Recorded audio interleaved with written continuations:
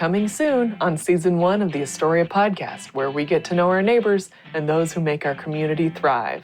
It doesn't matter what you say at all. It matters what you do. Having a small business is very isolating. It's very lonely because you're doing the work at 2 and 3 o'clock in the morning when nobody's around and nobody's watching. I didn't realize this interview was going to get so... So deep. So deep. Yeah. This show will inspire and reveal our community like never before. There's always new ways of doing things. I think in life, you should expose yourself to opportunities in order for you to grow, to innovate yourselves, not only as a brand, but as a person. Whether you've just moved here or you've lived here all your life. People kept on steering me towards Astoria, and I knew like right away when I got off the train that like, oh yeah, this is the neighborhood that I want, you know? This show celebrates our neighborhood while not taking ourselves too seriously. At first, I didn't know what to think of Astoria. I thought, oh my gosh, Astoria, it's like the wilderness. There's gonna be roving gangs with bats. Like Clockwork Orange or something. Like Clockwork Orange. Yeah, you running around with bats and hoodlums, you know? Yeah, and then you get here and it's just like Greeks and Italians and delicious food. Yes. Yeah, it's my favorite place. So join me, Bree Matan, host of the Astoria Podcast, coming soon to wherever you get your podcasts. You just heard some highlights from what is to come from this first ever season of the Astoria Podcast.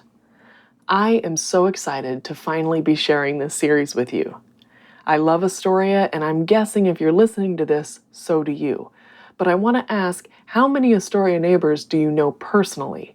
If you're like me, up until recently, it wasn't a lot. During the pandemic, my heart broke seeing so many businesses have to close, and it left me wishing I could help.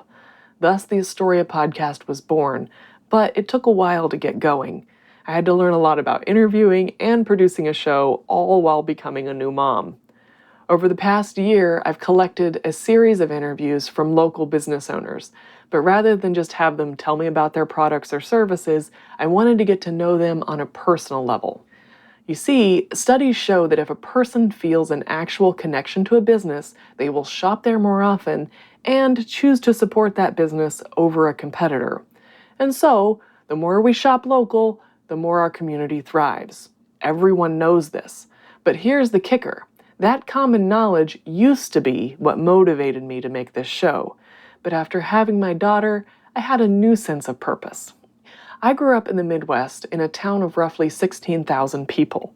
Astoria is home to over 95,000 people.